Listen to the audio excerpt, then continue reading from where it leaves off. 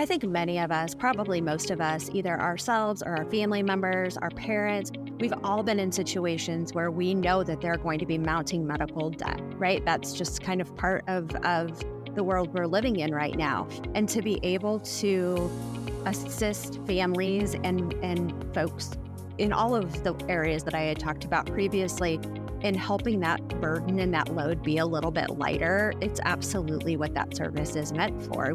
Folks shouldn't have to choose between paying their rent and paying for a medical appointment. They shouldn't have to choose between buying formula and making sure a kiddo gets to a physical therapy appointment. Welcome to the With You at Every Step podcast. We address your healthcare questions and help you navigate life's challenges. Our guests share their expertise and real-world advice related to care for older adults, grief and healing, and pregnancy and parenting. Every Step is a nonprofit healthcare and human services organization offering dozens of programs that are there when people need us most. Learn more about our free and low-cost services at everystep.org. Thank you for listening. Here is our host, Polly Carver-Kimm. And thank you for joining us again today for With You at Every Step. Our guest, again, for another go-around, she was brave enough to come back again, is Jen Groves. She's the Vice President of Community Health Services at Every Step. And first of all, welcome back to the show, Jen. Thanks for having me back, Polly. You know, community health services is such a huge umbrella of the kinds of things that we provide. Can you kind of give us a rundown of what that means for somebody who isn't sure what all of that means? Our community health services at Every Step really encompass our care and support programs. And those are going to be most of the programs that lean toward caring for young families, children, pregnant folks, those programs that we get the majority of grant funding for. And so outside of our clinical services like hospice and home care, these are going to be more of our public health prevention and promotion programs. That's a great summary. Yeah. It has a lot to do with public health, doesn't it? It absolutely does. Yeah. Today, I thought we'd talk just a little bit about Medicaid, because we mentioned that, or you mentioned that in a previous program that we recorded regarding pregnant people and Medicaid. But for somebody who's not familiar with Medicaid and all the rules and regulations, I'm talking about myself right here. I guess, first of all, let me start with a very basic question. Let's say that somebody needs services and they don't even know where to start. How do they begin this process of figuring out if they qualify for Medicaid? How do you qualify, and where do you go to do so? Well, Every Step would obviously be the first place that you would look to. So I would say that there are a couple of intake phone numbers that are available, but our website is the best place to start. So going to the Every Step website, looking at that and seeing if any of the services that are listed seem to meet your needs. Filling out the form on the website that's talking about access to care is always a great place to start. And from there, we would have somebody that would be able to call you back and walk you through the process. Medicaid really is an amazing insurance benefit that is available. It comes from federal and state funding. Iowa Medicaid has a wonderful array of services that it covers. Not only does it cover, when I think folks think about Medicaid, initially folks think of maybe folks are unemployed or they don't have access to health insurance. They think of folks that are down on their luck or having some, there may be low income. That is a piece of Medicaid, absolutely. Medicaid does cover and provide health insurance for folks who are 19 to 64, who are single and have low income and or health insurance isn't available to them through their employer. It also covers so many other populations. It covers children. It covers adults with disabilities. It covers pregnant women. It covers our elderly. It covers, oh my gosh, this is new to me, but families that have either children that have aged out of the foster care system or have been in foster care in their lives. It covers them until they're 26. Someone who is going through breast cancer treatment or cervical cancer treatment, and they have treatment regimens that aren't covered under their commercial insurance, Medicaid can pick up pieces of their care and make sure that those and other precancerous conditions are taken care of. So Medicaid, we think of it, I think, sometimes in a little bit of a limited scope on how it impacts us or what we hear in the news, but really it's a huge proponent of just healthy Iowans and healthy Americans. I really like what you said at the very beginning there, Jen, because I do think it has a little bit of a stigma to it. Oh, you receive Medicaid. That tells me something about you and what kind of a life you have. But that's not the case at all. My understanding is about 86.7 million people in the country have Medicaid services. And whether that's full Medicaid coverage where every time they go to their doctor or their eye doctor or their dentist, that they have some sort of coverage through Medicaid, or if it's someone who has commercial insurance and has a disability and that Medicaid is their secondary insurance and it covers copays for occupational therapy or physical therapy. There are all sorts of reasons why someone may be eligible, may qualify, and may receive Medicaid services. That just makes me think that there might be a lot of people who would be eligible for Medicaid as, like you say, a secondary insurance provider or, a primary insurance provider who don't think they would be covered by it. Mm-hmm. One of the statistics that I found when I was looking at this topic was that in Iowa, 75% of the adults 19 to 64 who receive Medicaid are working. And so that, again, dispels some of those preconceived notions of what it means to be eligible for a Medicaid benefit. So about 860 Iowans get the benefit. That's 3 in 8 children. So in Iowa, Medicaid really is a children's health insurance program. 1 in 2 of our older folks who are living in a nursing facility, 1 in 2 receive Medicaid to be able to take care of their health care benefits. So it really is all vulnerable populations, not only our folks that are living in where their socioeconomic status is impacting their ability to get insurance coverage. I'm going to throw this one out from left field here, Jen, but what would be the difference then between Medicaid and Hawkeye insurance that Iowa has for children? Absolutely. And there are so many. I really am focused on talking about Medicaid today, but there are all sorts of different varieties of insurance, state and federally covered insurance programs that folks are eligible for. So in this case, Hawkeye, which is a national or federal name for this, would be the CHIP program. And it's another child health insurance program that's federally funded, but the states all over kind of come up with their own names for it. So in Iowa, of course, it's Hawkeye. And Hawkeye is going to cover children whose families or maybe they themselves don't qualify independently for Medicaid. So maybe the income in the family is high enough. They don't have access to commercial insurance. They fall somewhat in that gap of being able to have private insurance, but they have maybe their income for their family is over the eligible amount for Medicaid. It still provides health care coverage. Okay. Thank you for being right on your toes to answer that, because I didn't tell you I was going to talk about Hawkeye. Let's get into the eligibility requirements. What are they?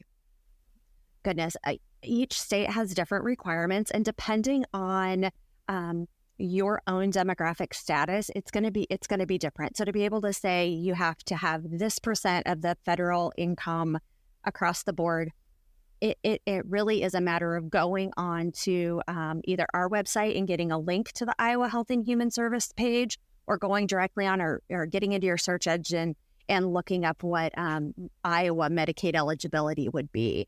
Because it depends on the number of folks in your family. It depends on, like we said, disability status.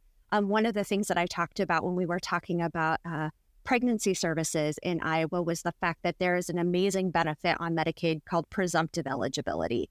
And that's where someone who is pregnant, they qualify, they have an eligibility income threshold, but it's almost triple what it would be if you weren't pregnant, meaning you could make almost up to 3 or 4 times what you typically would make if you were a non-pregnant person applying for Medicaid, because the state values so much those prenatal services, knowing that if we've got a human that's pregnant and is seeking care, we need to make sure that, those those folks are getting not only all of the prevention services and the tracking, but that baby has the best newborn and infant care it can get when it's born.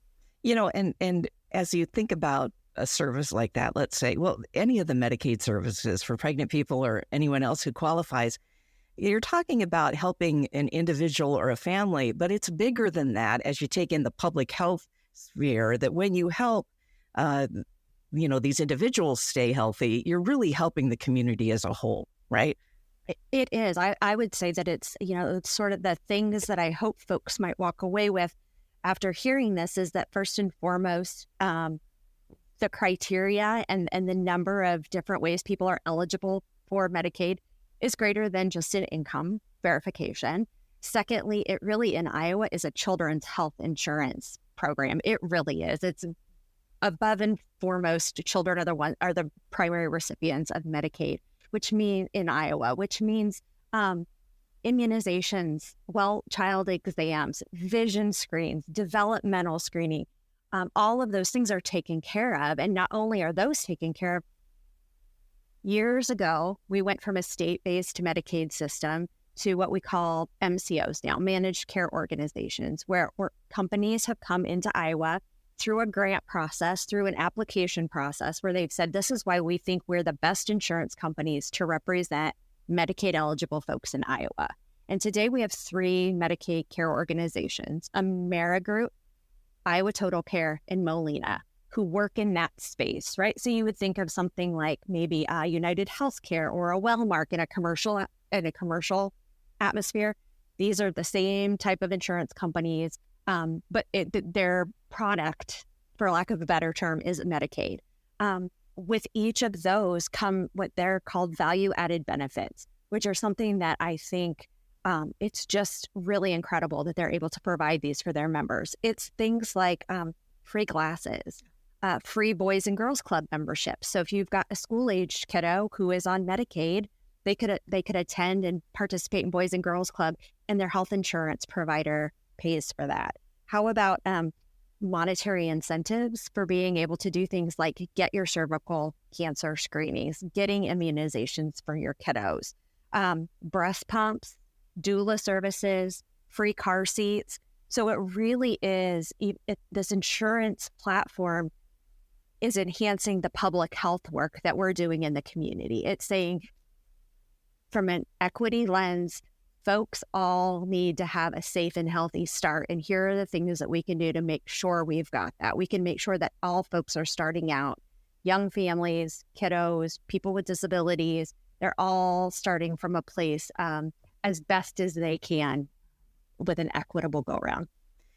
Speaking of equity and I guess maybe then turning the coin a little bit and talking about stigma, I guess, call me uneducated, but, I'll say it myself.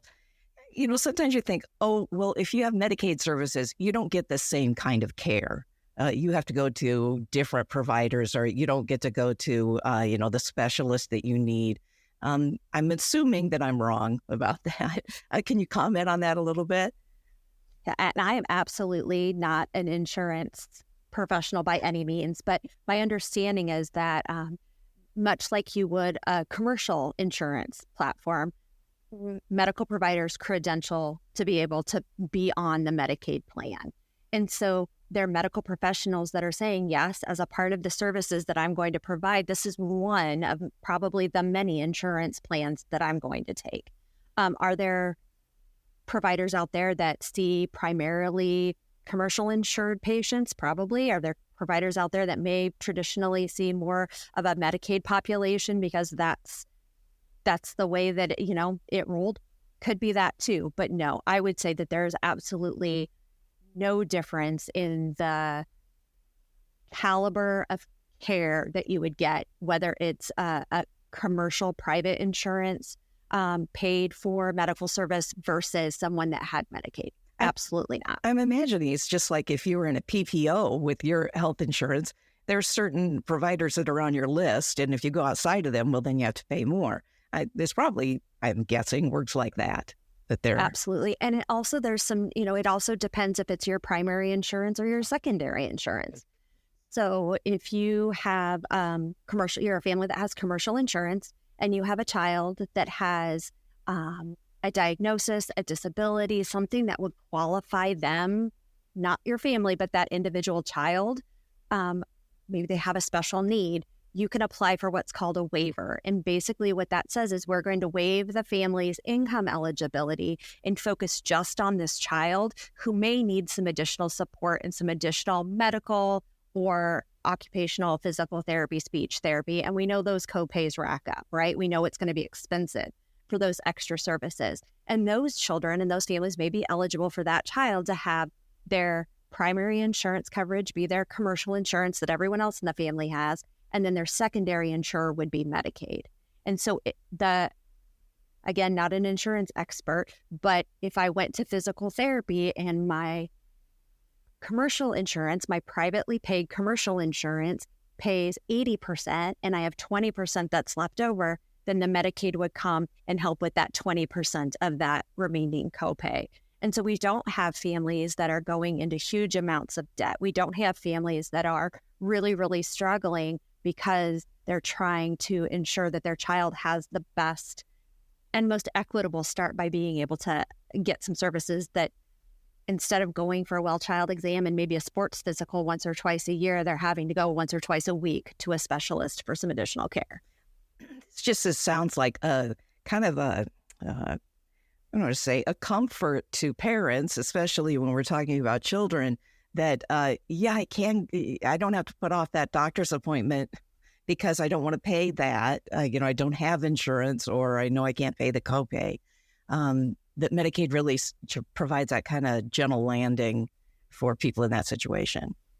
I think many of us, probably most of us, either ourselves or our family members, our parents, we've all been in situations where we know that they're going to be mounting medical debt, right? That's just kind of part of the world we're living in right now. And to be able to assist families and folks in all of the areas that I had talked about previously in helping that burden and that load be a little bit lighter, it's absolutely what that service is meant for.